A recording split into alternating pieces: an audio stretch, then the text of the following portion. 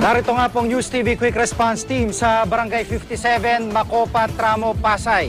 At dito nga po sa lugar na ito ay nangyari ang krimen kung saan sa eskinitang pinagmulan ko ay nagmula rin po ang biktima at pinagbabaril. Dito siya bumulagta sa may tirik ng kandilang ito. Makikita nyo dito sa isa sa mga pintuan na meron pang tama ng bala ng sinasabi ng mga pulis na 45 baril ang ginamit po ng 4 na sospek. At itong pangyari nga pong ito ay nakunan po sa CCTV camera ng barangay na nakapwesto dito po sa may bahay na ito sa taas.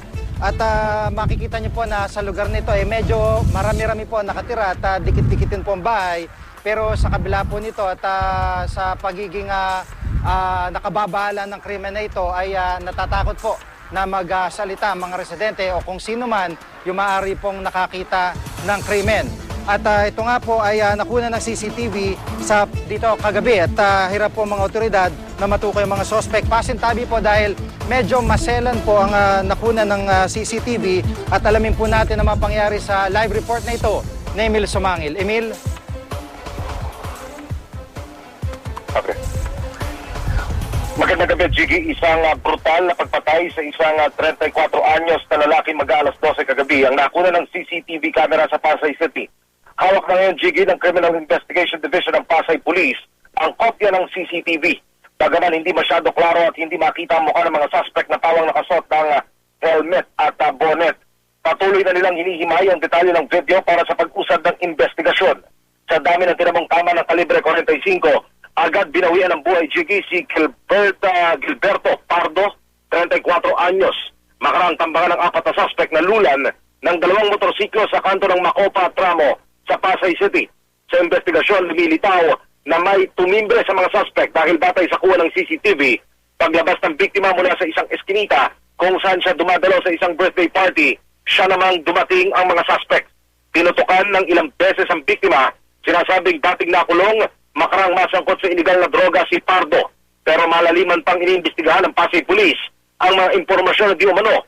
Ang grupo na ito ng mga biktima ay dating may nakaalitan sa area na ito na sinasabing malalim din ang pinag-ugatan. May panawagan si Chief Inspector Joey Goforth ng Pasay Police CID sa sinamang nakasaksi sa krimen. Narito ang kanyang pahayag, Jiggy. Ako po ay naniniwala na talagang may makakakilala sa mga suspect natin. Opo. Naiintindihan ko na sila po ay natatakot at nakakambala na baka sila ay panikan. Ngunit sabi ko nga, hindi natin mariresolve itong kaso na ito kung hindi sila makikipagtulungan sa atin. Sige, yan ang pinaka-latest sa pag-usad ng investigasyon ng Pasay Police, sa kasong ito. At patuloy pa raw silang kumakausap ng posibleng mga testigo para makatulong sa kanilang investigasyon. Jiggy. Maraming salamat, Emil Sumangil. At gaya nga po ng nabanggit ni Emil ay natatakot po ang mga residente dito na magsalita lalo pat nakakabahala ang ginawang pagpatay mismo sa biktima ng 4 na lalaking naka-helmet dahilan upang mawalan pa rin ng clue itong mga otoridad kung sino ang nasa likod ng krimen, itong mismo mga gunman. Kaya maging barangay po ay tikom ang bibig dito sa pangyaring ito dahil na rin po sa pagiging brutal ng pagpatay ng mga suspect na ito.